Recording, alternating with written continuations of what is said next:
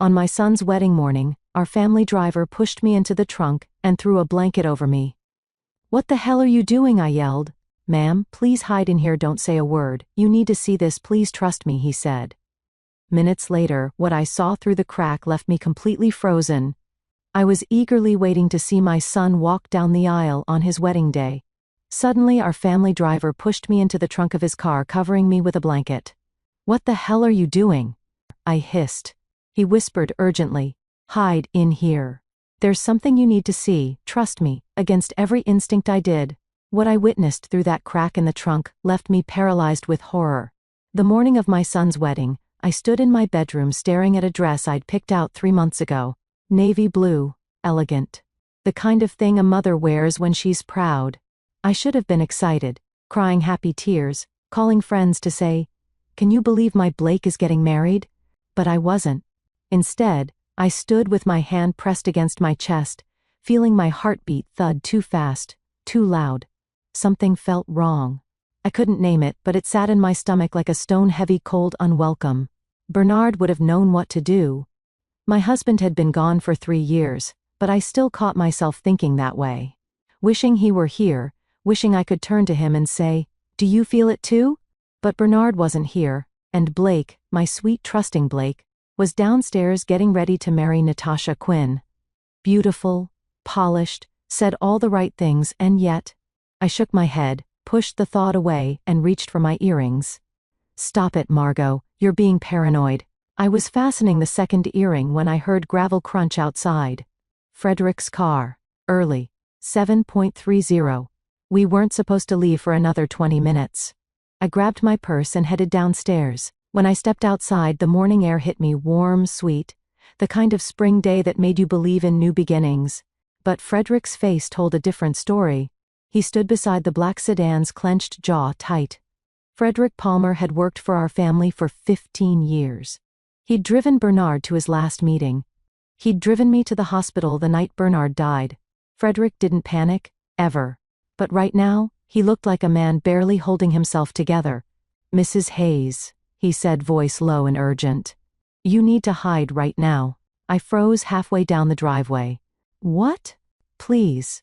He stepped closer. Fear flickered in his eyes. "Get in the back seat.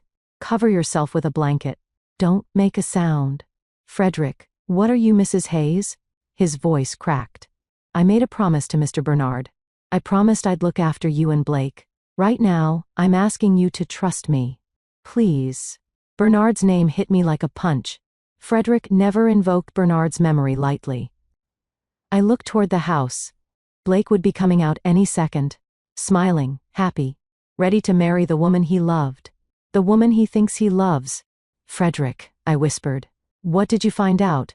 His throat worked. "Not here. Not now. But you need to hear something before Blake walks down that aisle. And he can't know you're listening." My hand shook. "What are you talking about?" "Please." Frederick opened the back door. The interior smelled like leather and lavender. "Get in. I'll explain. But we're running out of time." I stared at that open door.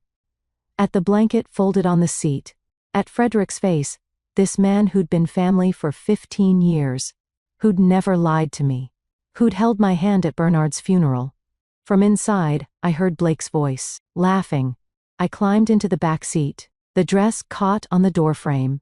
I bunched it up, pressed it down, folded myself into a space that suddenly felt too small.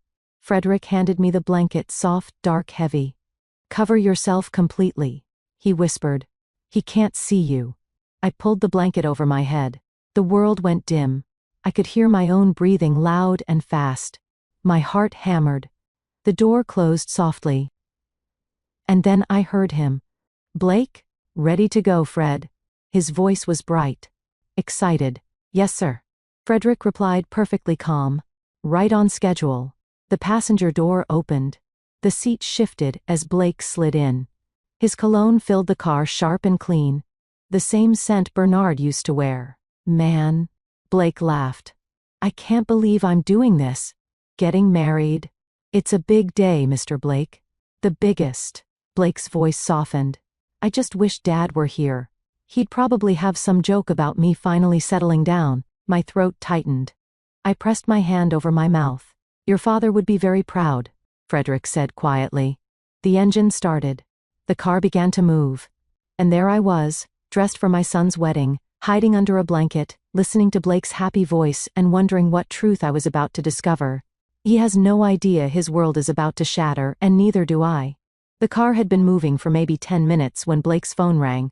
I couldn't see anything from under the blanket, just darkness, and the faint glow of morning light bleeding through the fabric.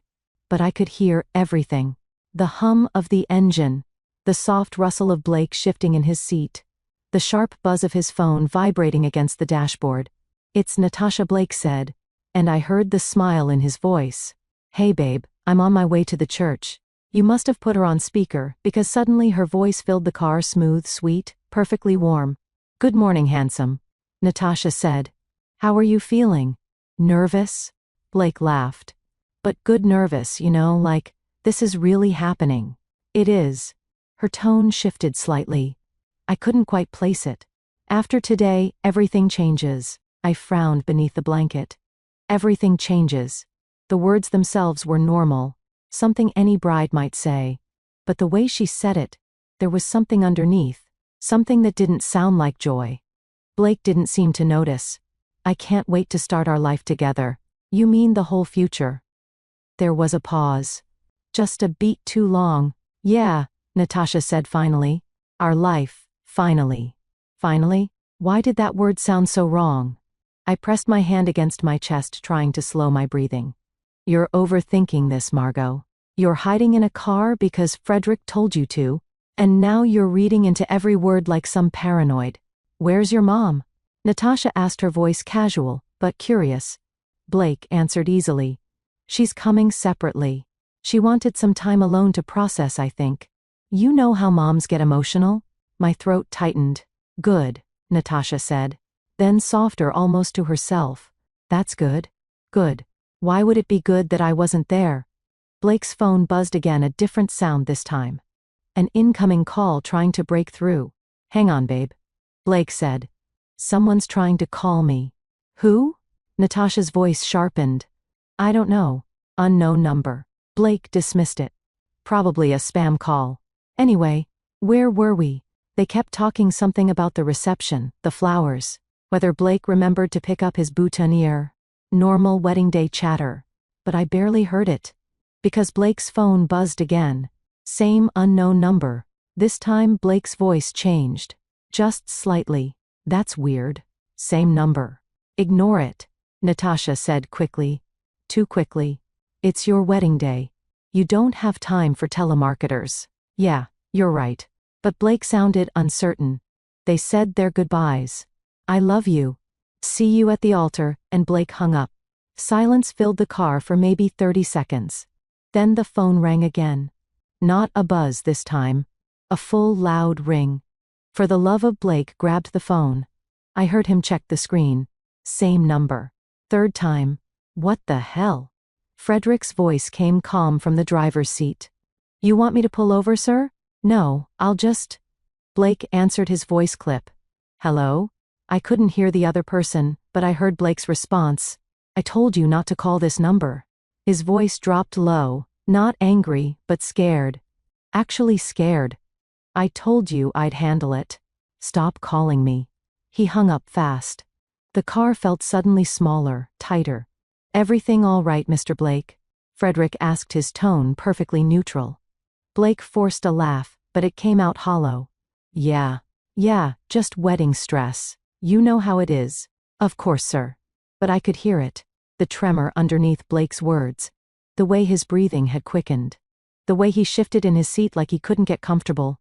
My son was scared, and he was lying. To Frederick. To himself. Maybe even to me if I'd been sitting beside him instead of hiding like a fugitive beneath a blanket. Who was that? I wanted to scream. Who's calling you? What aren't you telling me?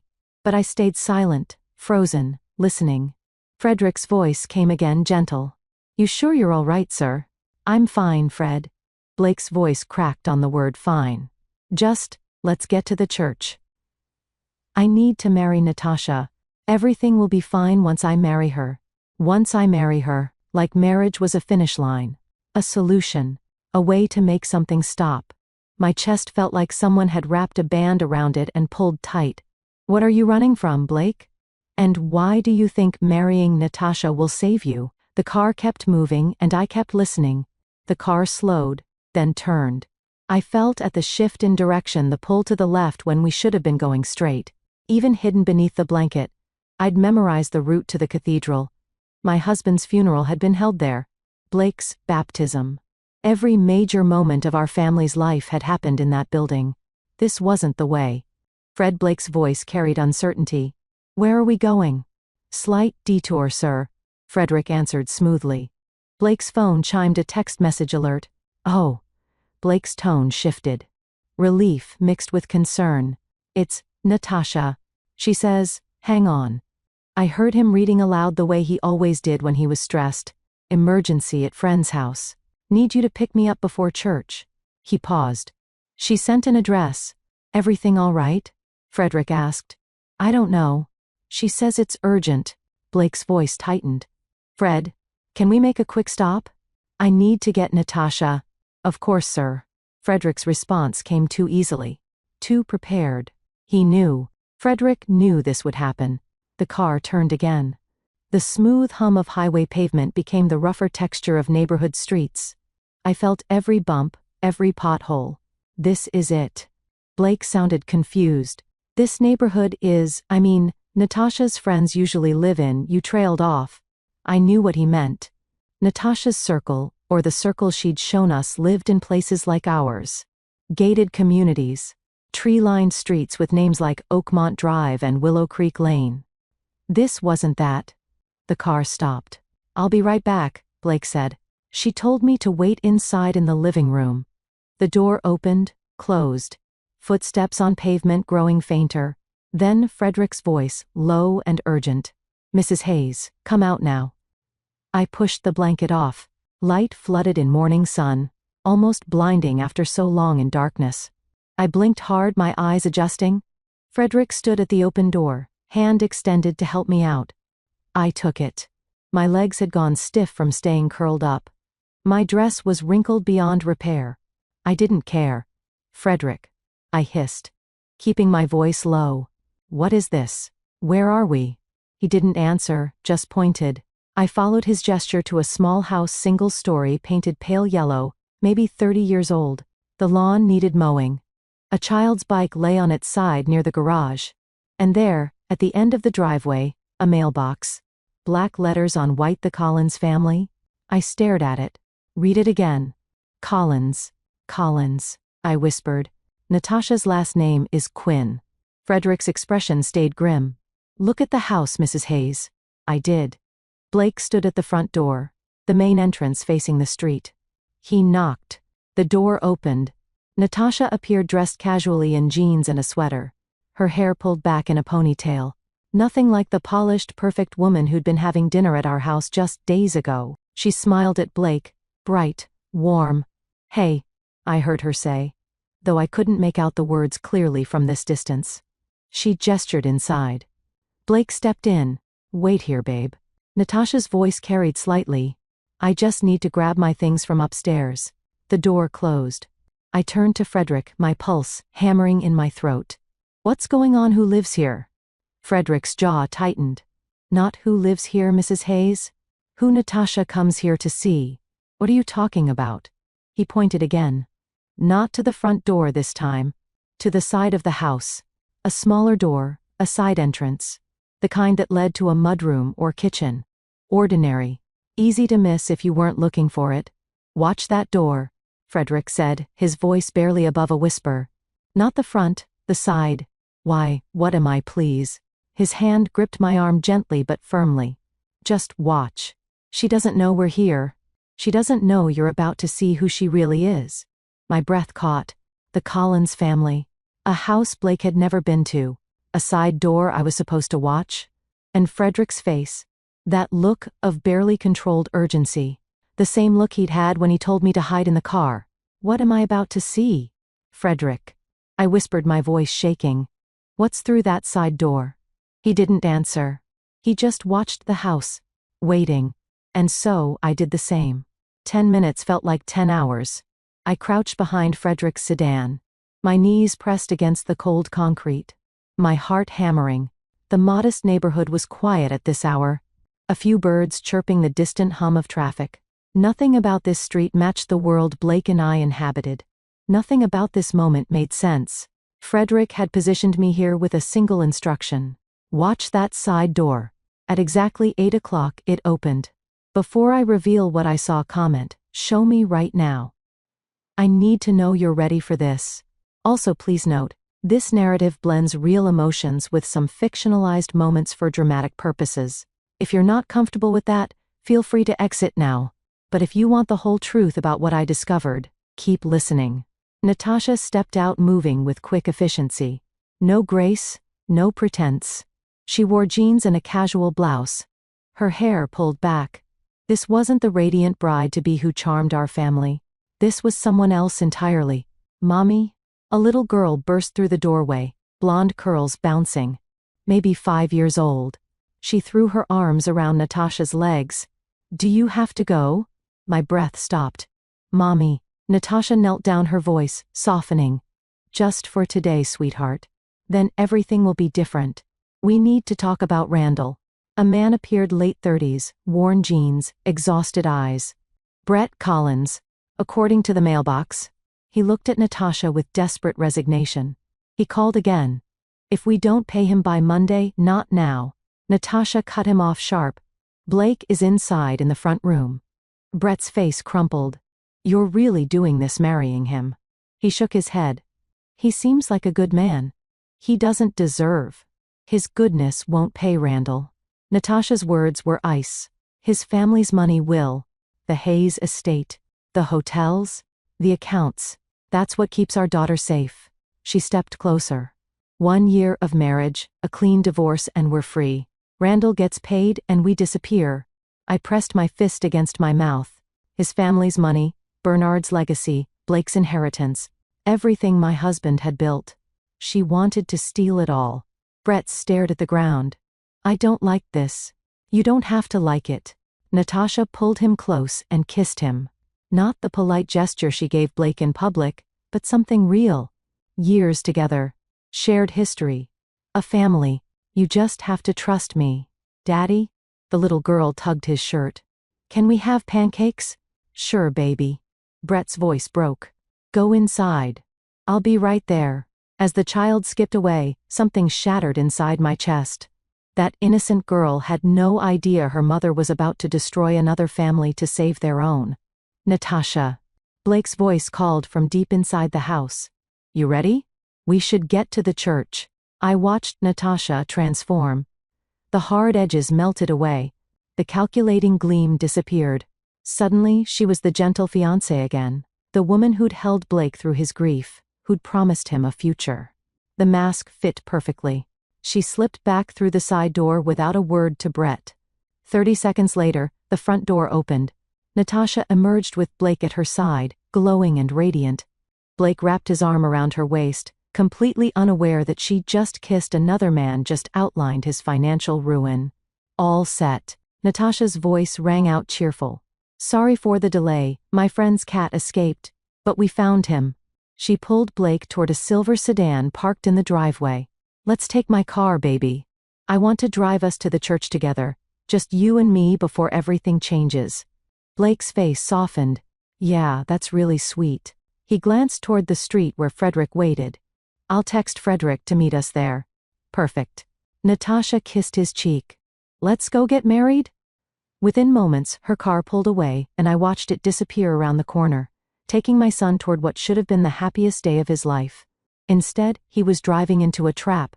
I stepped out from behind the sedan, my legs shaking, but my resolve absolute. Frederick appeared beside me, his expression grim. Her car, I said quietly. She drove them in her car. She's been using it to move between both lives. Frederick replied, no admiration in his tone. Mr. Blake never questioned why she insisted on driving herself to certain places. He checked his watch. 20 minutes to the church. If you're going to talk to Mr. Collins, do it now.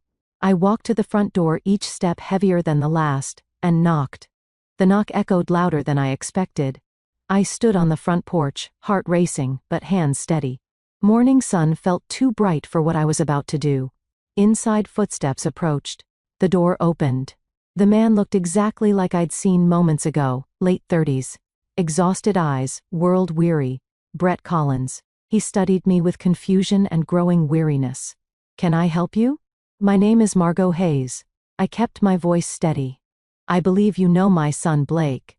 Color drained from his face instantly. His hand gripped the doorframe. "I don't." I held up my phone. The engagement photo Blake had sent 2 months ago. Blake and Natasha smiling. Then the formal portrait from their engagement party. Brett staggered backward. "Oh God, she's really doing it." I stepped forward. He didn't stop me. The small living room was modest, but clean worn furniture toys scattered on carpet. In the corner, a little girl with blonde curls sat playing with a dollhouse, humming softly. Zoe. The innocent child caught in all this. Doing what? I faced Brett, directly channeling Bernard's strength. "Always face the truth directly, Margot. Tell me everything. Right now." Brett glanced at his daughter. She hadn't looked up, then back to me. His eyes hollow with defeat and fear. "She's my wife." His voice cracked. "Legally. We've been married for 4 years." The words hit hard even though I'd known. Hearing it confirmed 4 years made it real. Blake had only known her for 2. "And today," I said quietly, voice trembling despite control, "she's marrying my son." Brett nodded miserably. "She said, marrying into your family would solve everything." Solve what?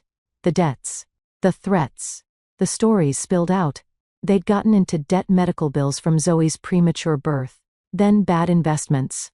A man named Randall Turner had loaned them money when banks wouldn't. But Randall wasn't a banker. He was something worse. "She researched your family." Brett said, not meeting my eyes. "Found out about the hotels, the real estate, the investments. She saw an opportunity. She spent months planning this. Creating a new identity as Natasha Quinn. Her maiden name plus her grandmother's. Getting close to Blake at that charity event wasn't an accident." I thought back to that night 2 years ago. The hospital fundraiser. Blake had been so excited about the beautiful woman who shared his passion for nonprofit work. I'd been happy for him. He'd been lonely since Bernard died. All a lie from the beginning. "Your son seems like a good man." Brett continued, guilt thick in his voice. "He doesn't deserve this. But Natasha said if she could marry him, get access to the Hayes accounts, we could pay off Randall and disappear. Start over somewhere safe." "Safe from what?" Brett looked up. Fear genuine. "If she doesn't pay Randall soon, he said he'd take Zoe." The room tilted. "Take Zoe. After your son's wedding, we'd have access to the money. Joint accounts, insurance policies, all of it. Natasha said she'd transfer what we needed within a week, then stage a divorce in months." His voice dropped to whisper. "If we don't pay Randall by tonight," he couldn't finish. Just looked at his daughter still playing innocently, singing about princesses and castles. A 5-year-old who had no idea her mother was destroying another family to save her own. A little girl whose life had become a bargaining chip. I stood frozen, mind racing. This wasn't just about betrayal anymore. Not just about protecting Blake from heartbreak or financial loss. A child's life was at stake. A desperate father dragged into this nightmare. And somewhere out there, a dangerous man expecting his money tonight. Bernard's voice echoed. "The right thing is rarely the easy thing, Margot." I looked at Brett Collins, this broken, desperate man, then at little Zoe humming her princess song. And I made my decision. We didn't have time for tears. Less than 3 hours until the ceremony. Bernard had taught me something that guided me through building our business after his death. Protect family first. Deal with emotions later. "Do you have proof?" I asked, voice sharp and businesslike. "Any documentation?" Brett's head snapped up. "Yes, I kept everything." He disappeared into the bedroom. Zoe continued playing in the corner, oblivious. 30 seconds later, Brett returned carrying a worn manila folder. He spread the contents across the coffee table.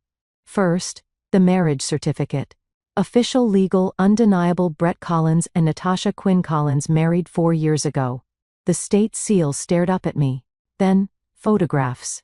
Family pictures spanning years, hospital with newborn Zoe.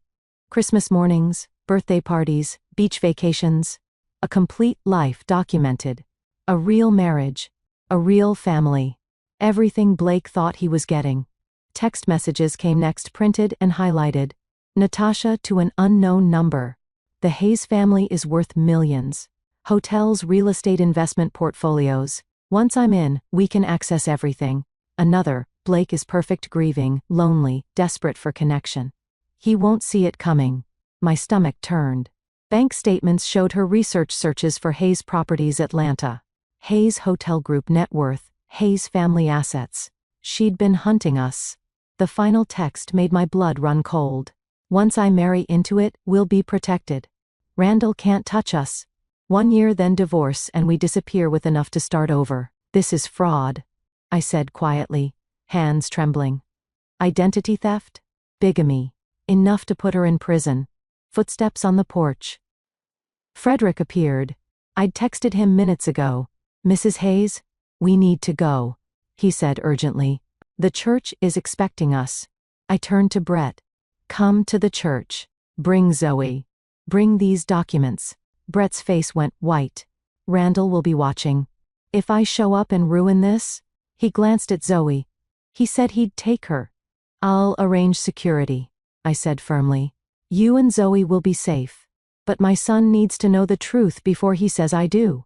We expose her at the church. Publicly. With evidence. Frederick stepped forward. Mr. Collins, I can coordinate with someone who handles situations like this. Discreetly. Your daughter will be protected. You can do that. Brett's voice cracked with hope. I've been protecting the Hayes family for 15 years. Frederick replied. I won't let harm come to an innocent child. Brett looked at Zoe, still humming, building her dollhouse kingdom, then back to me. Guilt transformed into determination. For Zoe, he said quietly. And for Blake. He deserves the truth. I nodded. Then we give it to him. Frederick's phone buzzed. He glanced at the screen, expression tightening. Our contact at the church. He turned the phone toward me. The message read, guests arriving. Bride and prep room getting ready. Groom asking where you are. Where is everyone?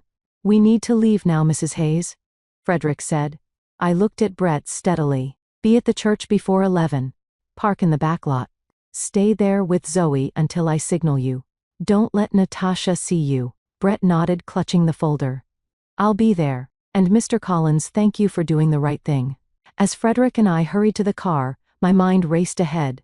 3 elements needed to converge: Blake at the altar, Natasha playing bride, and Brett walking through those doors with proof.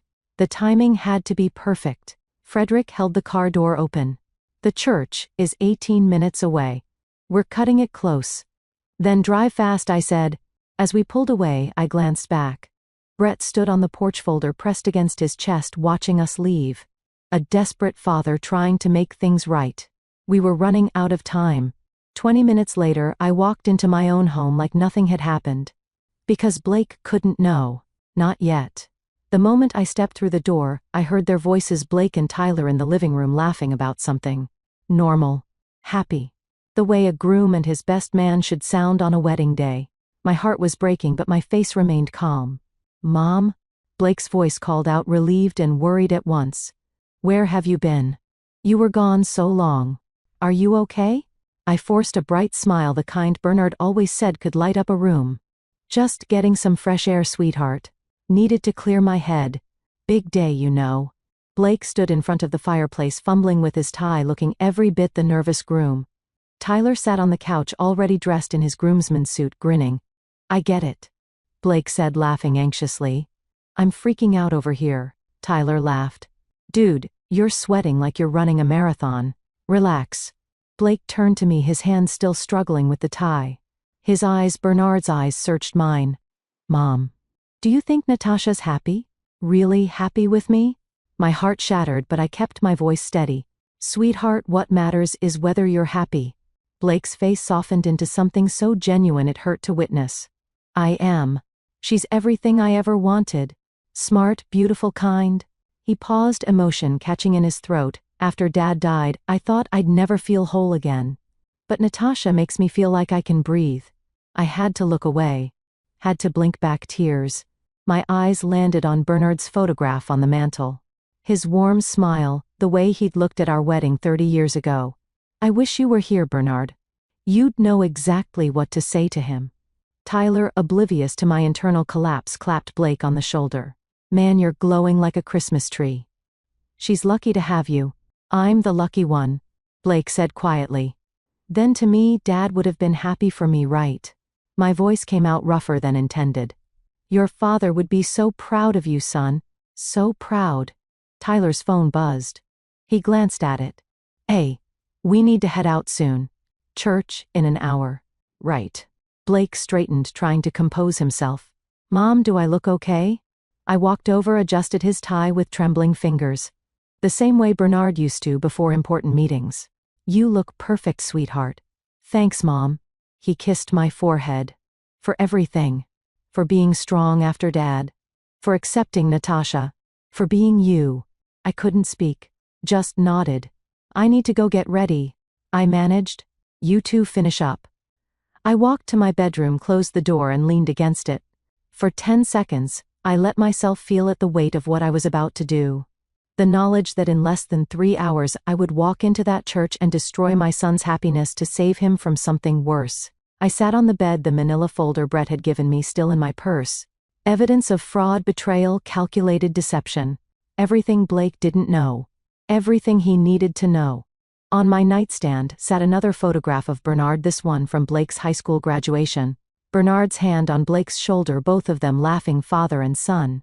Give me strength, I thought, touching the frame. I have to break our son's heart to save it. My phone buzzed. Frederick's message. Mr. Collins is en route to the church. I've contacted someone who can provide security support. Are you ready? I typed back, as ready as I'll ever be. I stood, walked to the full-length mirror in my bedroom. The woman staring back looked composed. Elegant. Like someone going to celebrate her son's wedding. Not someone about to destroy it. I smoothed my dress, picked up my purse, the folder hidden inside, and took one deep breath. It was time. The drive to the cathedral felt like racing straight into a storm I'd summoned myself. My hands gripped the steering wheel, knuckles white. I told Blake and Tyler to go ahead with Frederick, that I needed a moment alone. They hadn't questioned it. Why would they? I was the composed widow, the strong mother, always in control. What kind of mother drives to her son's wedding planning to destroy it? I whispered to the empty car. The answer came immediately. The kind who won't let him marry a lie. I passed familiar streets, the corner where Bernard proposed, the park where Blake learned to ride his bike, the restaurant where we celebrated his graduation. Every memory a reminder of what I was protecting. Bernard, if you can hear me, tell me I'm doing the right thing. My mind drifted backward, pulled by regret. I should have seen it from the beginning. The memory pulled me back to that afternoon 2 years ago when sunlight had streamed through my office windows. Bernard had been gone only 1 year, and I was still learning to run the business alone. Blake had burst through the door, practically glowing. Mom, I want you to meet someone.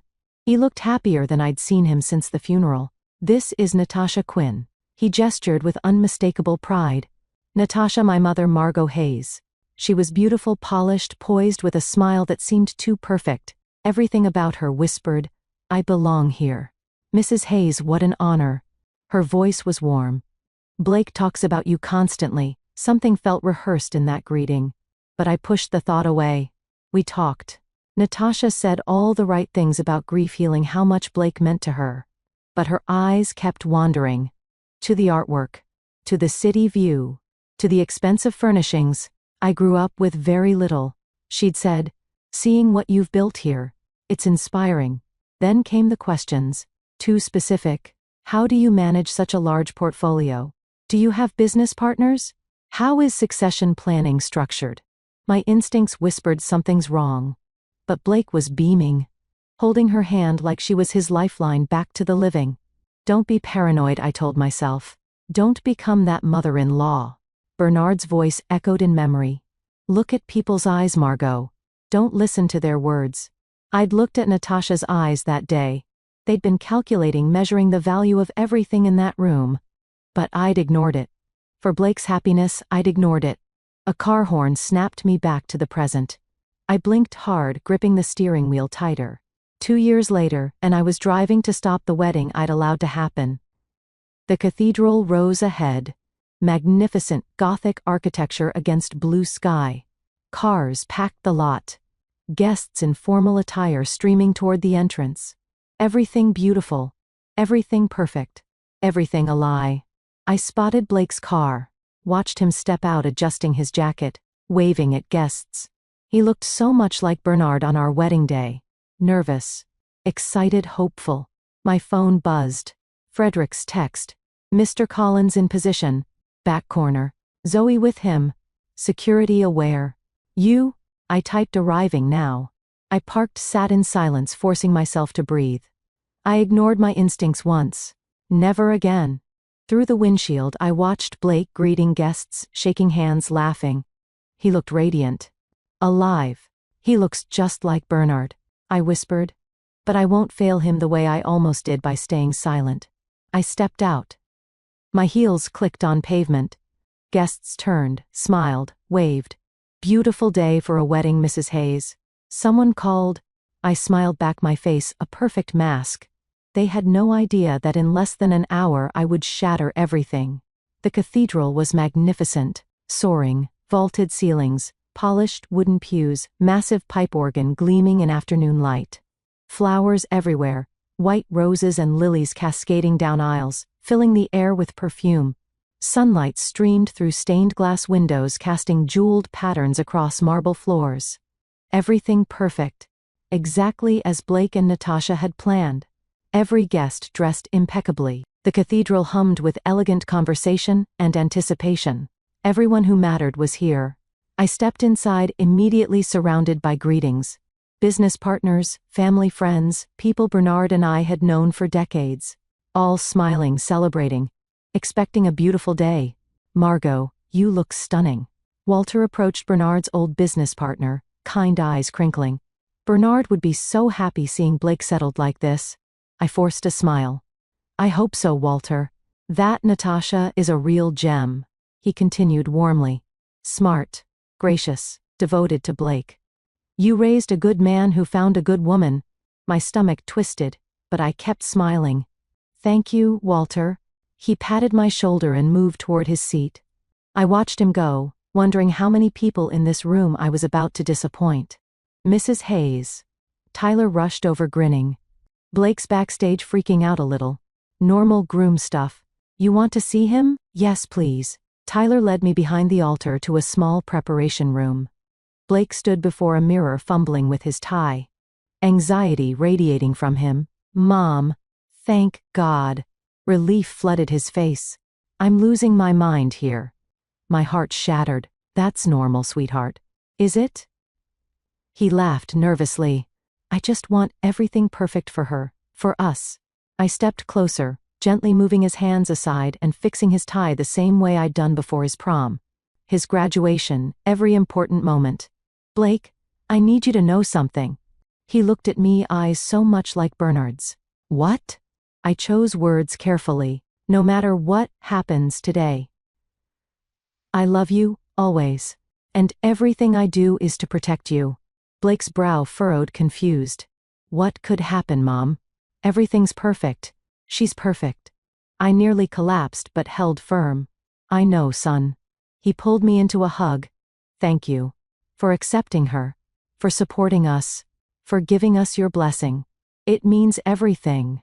Having you here happy for us? It makes this complete. Over his shoulder, my eyes filled with tears. I love you so much, Blake. 10 minutes, man. Tyler called from the doorway. Guests are seated. Time to go. I pulled back straight into Blake's collar. You look handsome, just like your father. Thanks, Mom. He smiled, that beautiful, innocent smile about to be destroyed. I left the room, composure hanging by a thread. As I walked down the corridor, I passed the bridal preparation room. The door was slightly ajar. Natasha's voice on the phone. Her tone completely different. Cold, calculated, sharp. After this, we're done. We'll be fine.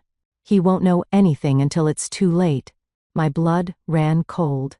I stepped back silently before she could see me. That voice wasn't the woman who charmed our family. That was someone executing a plan. Someone who'd never loved my son. I walked away quickly, hands trembling but mind clear. In 10 minutes, the ceremony would begin. In 15 minutes, I would end it. The organ music swelled, filling the cathedral. Every head turned toward the back. The ceremony was beginning. Guests rose to their feet. The traditional processional started, bridesmaids gliding down the aisle in elegant dresses, carrying small bouquets, smiling at the crowd.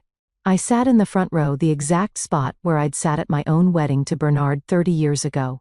My hands were folded calmly in my lap, but my heart pounded so hard I was certain everyone could hear it. Blake stood at the altar with Tyler beside him. Reverend Gibson positioned between them. My son's face showed everything: nervous anticipation, barely contained joy. Eyes glistening with emotion as he kept glancing toward the back of the cathedral. The music shifted. The bridal march began. The doors at the back opened wider. Natasha appeared. She was stunning. A vision in white, the dress fitted perfectly, flowing elegantly behind her veil, cascading down her back. Bouquet of white roses clutched in her hands. She looked every bit the perfect bride. Whispers rippled through the guests. "She's beautiful. What a gorgeous bride. They look so perfect together." Natasha began her walk down the aisle, each step slow and measured, perfectly timed to the music. Her smile was radiant, graceful. Everything a bride should be. Blake's face transformed completely. Pure joy. Tears streaming down his cheeks. He pressed his hand to his chest, like his heart might burst. I watched her approach, thinking she looks like an angel. But I know better. Natasha passed each row, nodding graciously at guests. Her smile never faltering. She played the role flawlessly. My eyes swept the room. Frederick stood near the side entrance, almost invisible unless you knew where to look. He caught my eye, gave the smallest nod. "Ready?" I scanned the back corner. Brett and Zoe, partially hidden behind a column. Zoe whispered something to her father. Brett gently shushed her, his hand protective on her shoulder. Everything in position. Natasha reached the front stop, turned to face Blake. He stepped forward, hand extended, eyes full of love and wonder. She took his hand, stepped up beside him. Reverend Gibson's voice rang out, warm and ceremonial. "Dearly beloved, we are gathered here today to witness the union of Blake Hayes and Natasha Quinn in holy matrimony." The traditional words, the sacred vows about to be spoken. "Marriage is a sacred bond," Reverend Gibson continued, "built on trust, honesty, and love." Trust, honesty, love. The words felt like mockery.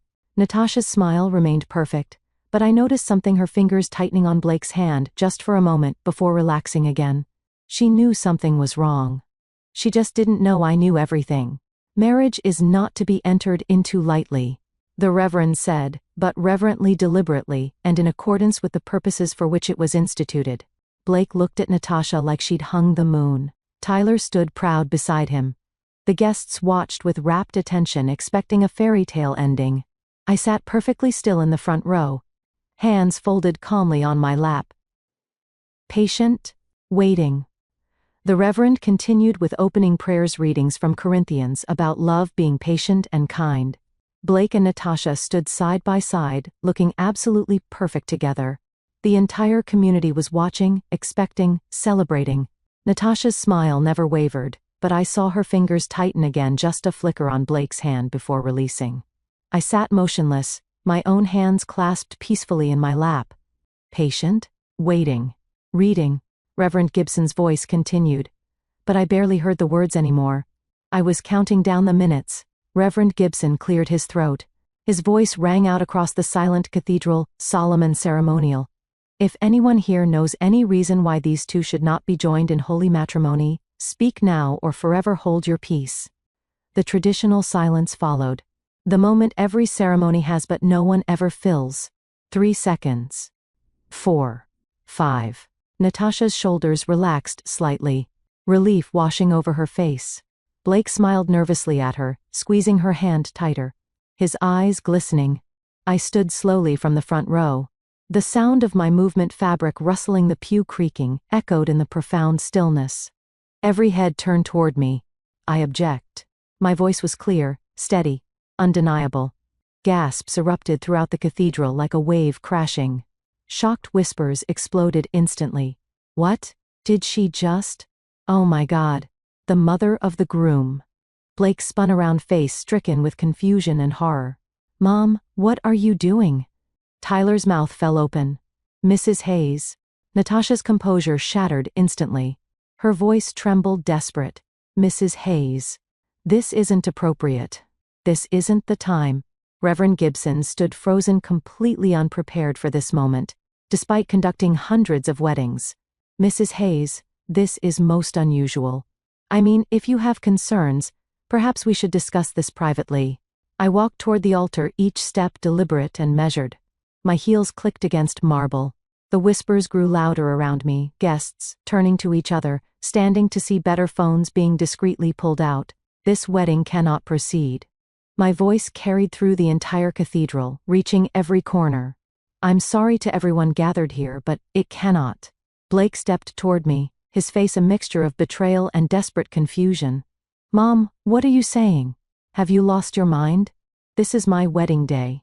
I stopped at the altar steps just below where he and Natasha stood. My eyes met my son's, those eyes so much like Bernard's, and my heart broke. But I didn't waver. No, sweetheart, I finally found it. I turned my gaze to Natasha. She stood frozen, bouquet trembling in her hands, the perfect bride facade cracking before everyone's eyes. This is insane, Natasha said, her voice rising with panic. You're ruining, this is my wedding. Our wedding, Blake. Your mother is... I cut her off, my voice, still calm, still controlled. Because the woman standing at this altar is already married. The cathedral erupted. Louder gasps, stunned exclamations, chairs scraping as people stood. What? She's married? To who? The whispers became a roar. Blake staggered backward like I'd physically struck him. What are you talking about, Mom? That's impossible. We've been together 2 years. She's never... Tyler caught Blake's arm, steadying him, his own face pale with shock. Natasha's voice turned shrill, desperate. That's not true. She's lying. She's completely lying. Blake, don't listen to her. Your mother is trying to sabotage us because she never wanted you to move on after your father. I kept my gaze locked on Natasha, unwavering. Tell them. Tell everyone here about Brett. Tell them about Zoe. Silence fell like a hammer. Every eye fixed on Natasha. Her face went from white to gray. Her hand started shaking so badly the bouquet trembled visibly. Blake looked between us, his voice breaking. Who's Brett? Who's Zoe, Mom? What are you talking about? Natasha's mouth opened but no sound came out. The mask had finally completely shattered.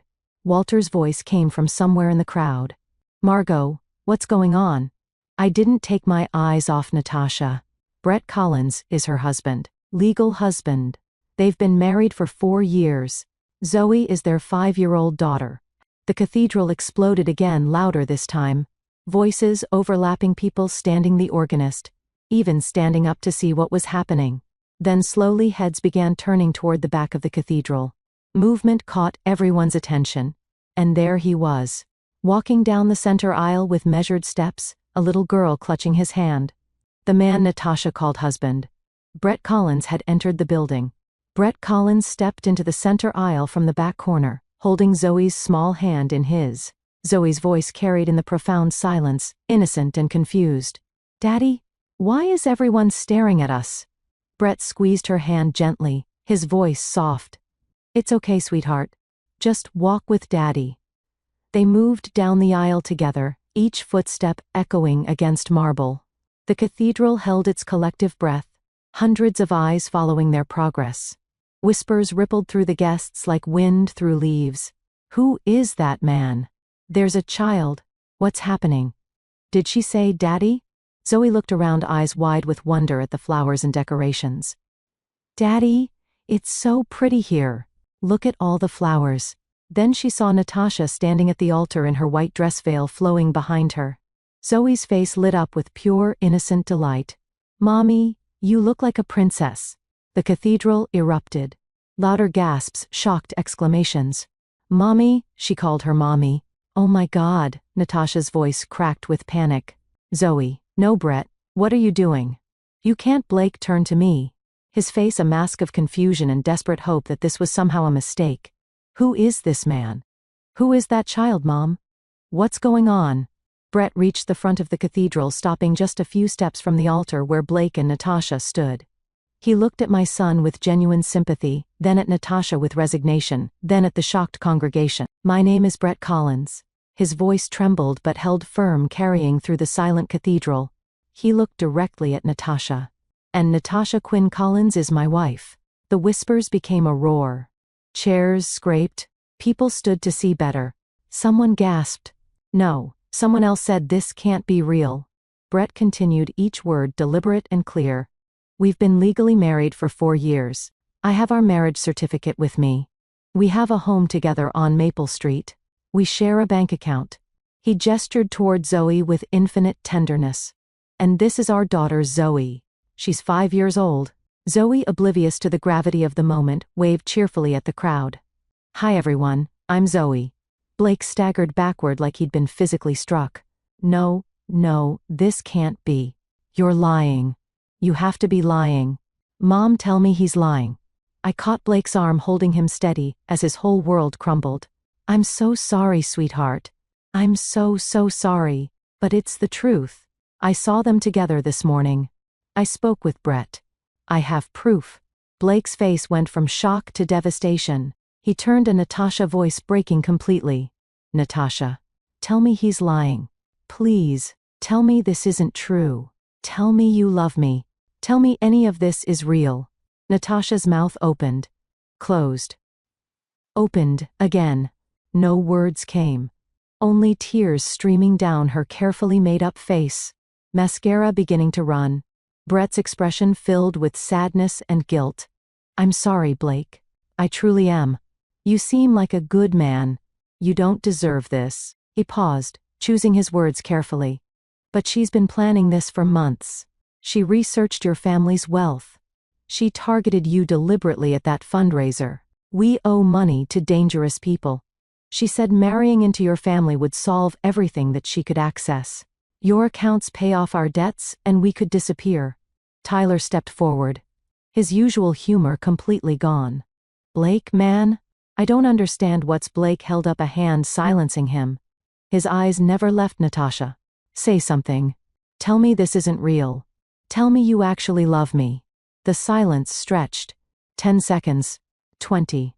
Reverend Gibson finally found his voice shaken. "I cannot continue this ceremony. This is... I've never..." Walter rose from his seat, his voice carrying concern. "Margot, is all of this true?" I kept my hand firm on Blake's arm, anchoring him. Every single word. Blake's knees buckled. I caught him, Tyler, rushing to support his other side. My son stared at the woman he'd planned to build a life with, waiting desperately, heartbreakingly, hoping for a denial that would never come. "Natasha?" Blake whispered one final time, voice barely audible. "Please?" Natasha opened her mouth. But this time no lies emerged. Only silence. And in that silence lay her complete, devastating confession. Then she collapsed, sinking to her knees at the altar. The beautiful bouquet fell from her hands, white roses scattering across the marble steps. Sobs racked her body, not from remorse or regret, but from the realization that her carefully constructed plan had shattered completely. And with it, my son's heart broke into 1,000 pieces. I stepped closer, my voice firm but measured, not cruel. "You owe him an explanation. You owe all of us." Why? Natasha's sobs racked her body, her voice breaking between gasps. I didn't have any other choice. "You have to understand." My voice stayed cold, cutting through her excuses. "There's always a choice, Natasha, always." Blake's voice came out raw, barely above a whisper, each word painful. "Why me, out of everyone in this city? Why did you choose me? Why did you do this to me?" Natasha looked up at Blake, mascara streaking down her face in dark rivers. Her carefully applied makeup destroyed. "We had debts, dangerous debts to dangerous people." Brett spoke quietly from the side.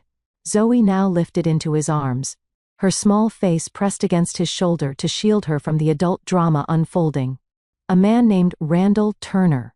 He loaned us money when we had nowhere else to turn. Medical bills from Zoe's birth, then bad investments trying to dig ourselves out. But Randall, he's not a banker. He's something much worse. Threatened how I pressed, needing everything out in the open.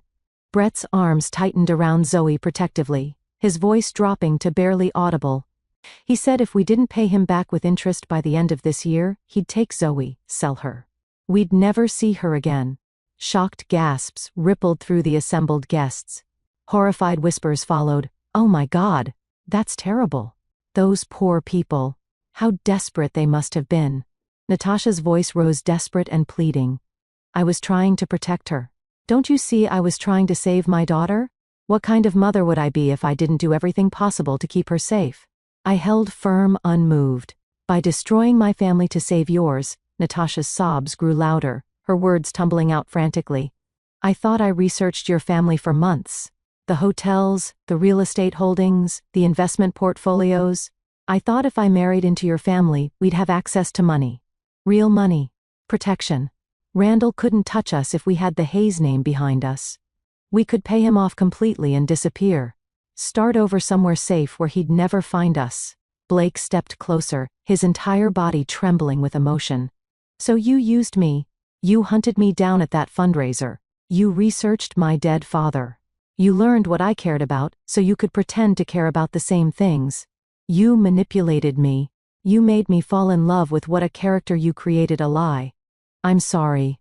Natasha looked up at him, and for the first time I saw what might have been genuine anguish on her face. Blake, I'm so sorry. I never wanted to hurt you like this. You're a good man. You deserve so much better than. My voice cut through her apology like a blade. Sorry doesn't erase 4 years of systematic lies. Sorry doesn't undo bigamy and fraud. Blake stopped directly in front of Natasha, looking down at her kneeling form, his voice barely holding together. Did you ever love me even a little bit? Even for a moment? Or was every kiss, every word, every promise, every time you said, I love you, all of it, just an act? The cathedral fell completely silent. Every person held their breath, waiting. Natasha looked up at Blake, mouth opening as if to speak. But no answer came. Seconds ticked by. 5, 10, 15. Blake's voice cracked completely. Answer me. Please? I need to know if any of it was real. Natasha looked down at her hands, unable to meet his eyes. Tears falling onto the white marble floor. That silence was the most brutal answer of all. Blake turned away sharply, his hand covering his face. Shoulders shaking. Tyler immediately stepped forward, placing both hands on Blake's shoulders in silent support. I addressed Natasha one final time. Your desperation doesn't justify what you did. You didn't just deceive one person. You deceived an entire community. You committed fraud. You planned to steal from our family. And you destroyed my son's ability to trust in the process. Walter's voice came from somewhere in the crowd. Margot, should we notify the authorities? Already done, I replied calmly. Blake's shoulders continued to shake. I moved toward him, wanting to hold my son to somehow absorb his pain. But before I could reach him, a calm, authoritative voice echoed from the cathedral entrance. Mrs. Hayes, we're here as requested. I turned. 2 police officers walked down the center aisle, calm and professional, badges visible. Frederick had made one more call I hadn't known about. The male officer spoke first. We're looking for Natasha Quinn. Natasha's panic was immediate. No, please. The female officer approached gently but firmly. Ma'am, I need you to stand up.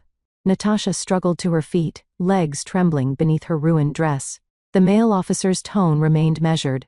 Natasha Quinn, you're under arrest for marriage fraud, bigamy, and attempted identity theft. You have the right to remain silent. Anything you say can and will be used against you. The female officer guided Natasha's hands behind her back, securing handcuffs. The metallic click echoed in the silent cathedral. Zoe's frightened voice cut through. Mommy, where are they taking Mommy? Brett lifted Zoe higher, turning her face away. It's okay, sweetheart. Mommy has to go talk to some people. Blake watched in silence, frozen. Tyler stayed close beside him. The male officer approached me. Mrs. Hayes, you contacted us. Frederick Palmer, our driver. I gestured toward Frederick near the entrance. Frederick nodded confirmation. We'll need statements from you, Mr. Collins, and anyone with relevant information, the officer said. Brett, holding Zoe, protectively nodded. Of course, I have documents, marriage certificate, photos, bank records, text messages, everything. The female officer continued with Natasha. Do you understand these rights? Natasha nodded through tears. I addressed the male officer quietly. There's also a man named Randall Turner. He's been threatening Mr. Collins and his daughter. The officer nodded. Already handled. We have Mr. Turner in custody outside. He attempted to enter the premises. He's being held on charges of harassment and illegal threats. Brett's relief was profound. Zoe's safe? Yes, sir. You and your daughter are completely safe. Natasha was led down the aisle, white dress, trailing behind her handcuffs, reflecting stained glass light. She looked back at Blake one final time, desperate. Blake stared ahead, jaw clenched. Natasha whispered, voice breaking. Blake, please. Blake turned his head, looked directly at her. His voice came out flat, dead. Don't. That single word carried more finality than anything else said. The officers guided Natasha through the doors. They closed with a heavy thud. Silence fell over hundreds of guests. Not a whisper. Not a movement. Blake stood at the altar in his wedding suit, staring at nothing. Walter rose slowly. Margot. What happens now? I looked at my son frozen where he was supposed to have been married. Now, I said quietly, we help him heal. But as I looked at Blake's hollow expression, I realized the hardest part hadn't ended. It was only beginning. The cathedral began to empty. Slowly, quietly, guests left, some whispering, some silent. But Blake didn't move. He sat in the front pew, still in his wedding suit, head in his hands. A few guests stopped, briefly touching his shoulder, murmuring, I'm so sorry. Walter paused. Margot, if you need anything. I nodded gratefully. He left. Tyler approached Blake. Man, I'll be right outside. Take your time. He glanced at me, nodded, stepped away. I sat beside my son in the same pew where I'd sat at my own wedding. I said nothing at first. Silence stretched between us. Blake's voice came out rough. How long have you known? I answered honestly. Since this morning. Frederick discovered it weeks ago, but confirmed everything today. Blake looked up, eyes red. Why didn't you tell me sooner? Why wait until I was at the altar? I held his gaze. Because you wouldn't have believed me, Blake. If I'd told you yesterday, you'd think I was paranoid, overprotective. You would have defended her. Blake laughed bitterly. You're right. I would have. I would have chosen her over you. Pause. God, I'm such a fool. I spoke firmly. You're not a fool. You wanted to believe in love. That's not weakness. That's courage. Blake's voice filled with tears. It feels like weakness. I feel like the biggest idiot in the world. She deceived all of us, Blake. She was very good at it. She planned for months. That's what made her dangerous. Blake stared at his hands. Was any of it real? Did she feel anything, or was I just a mark? I chose words carefully. I don't know, sweetheart. Maybe there were moments. Maybe she doesn't even know anymore. Blake's voice cracked. Dad would have seen through her, wouldn't he? My chest tightened. Maybe. Maybe not. Your father was brilliant, but love makes everyone vulnerable. Even him. Blake's tears fell freely. I miss him so much. And I thought Natasha filled that hole. But she just made it bigger. I wrapped my arms around my son. I know, sweetheart. I know. Blake leaned against my shoulder, letting himself be vulnerable for the first time in years. I spoke quietly. Your father taught me something. He said, protect the ones you love even when it hurts them, because losing them hurts more. Blake whispered, you saved me. I did what any mother would do. No. Blake pulled back to look at me. Most people would have stayed silent. You risked everything, your relationship with me, your reputation. You were willing to have me hate you to save me. I never risked everything.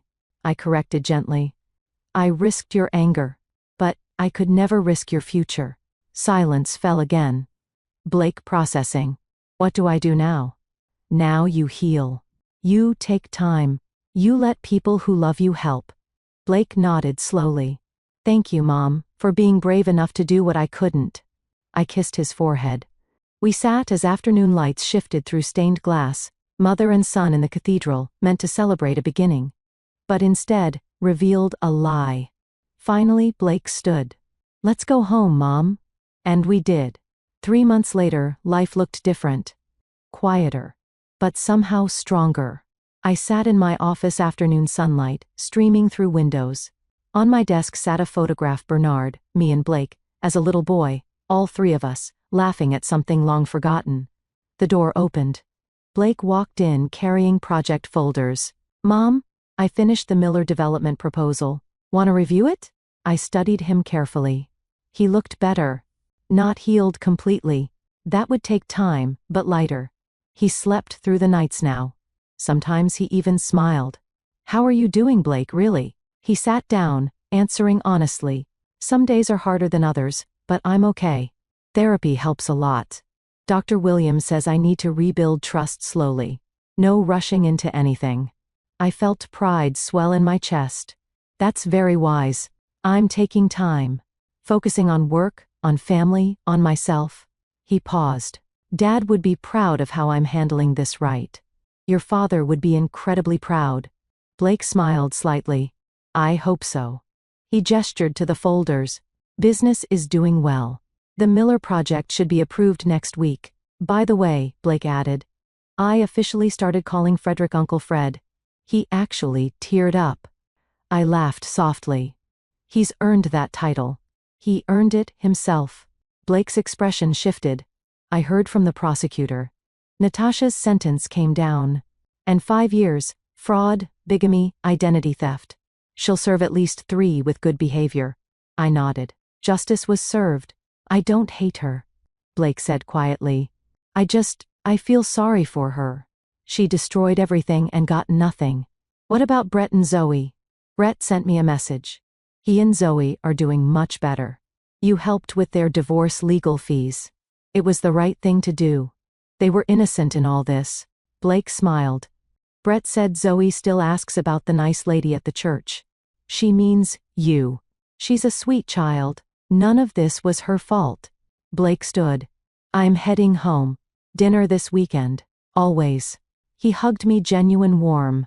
"Thank you, Mom, for everything." After he left, I sat alone, looking at Bernard's photograph again. "We did it, Bernard," I whispered. "Our son is safe. They say a mother's instinct is the greatest gift. I wish I'd trusted mine sooner. But in the end, I did what Bernard always taught me. I protected my family." Blake is healing. Slowly, carefully, but genuinely. He's learned to recognize warning signs, to trust his instincts, to ask questions before giving his heart away. The business is thriving. Frederick is officially part of our family now, not just an employee, but an uncle, a protector, a friend. Brett and Zoe are safe. Randall is in prison. The threats are gone. I helped with their legal costs, because that's what decent people do, when innocent lives get caught in someone else's destruction. And Natasha. She's serving 5 years for fraud and bigamy. I don't wish her ill, but I don't regret what I did. Justice isn't revenge.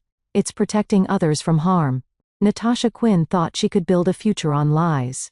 She believed if she could just reach that altar, just say, "I do," everything would work out.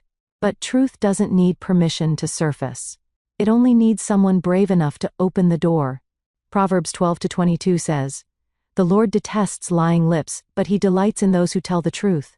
Natasha built her plans on deception, desperation, and manipulation, but truth is never buried forever. And sometimes the hardest act of love is standing up and speaking that truth, even when it breaks your own heart to do it. Trust your instincts. Protect those you love. And never be afraid to speak truth, even when it shatters everything. Because in the end, one painful moment of truth is always better than a lifetime of suffering from lies. And to you listening to this story, remember this. I stood at that altar because God gave me the strength to speak truth when silence would have been easier. 3 times I asked him for courage: once, when Frederick showed me the evidence, once in my car driving to the cathedral, and once more before I stood up and said, "I object." Each time he reminded me, protecting those you love is never wrong. Looking back at my own journey, I made mistakes. I ignored my instincts for 2 years because I wanted Blake to be happy.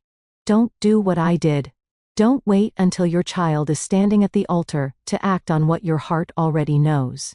Trust that God-given intuition. It's there for a reason. These family drama stories teach us that sometimes love means doing the hard thing. These grandma stories aren't just about weddings gone wrong. They're about mothers, grandmothers, anyone who's ever had to choose between keeping the peace and keeping their loved ones safe.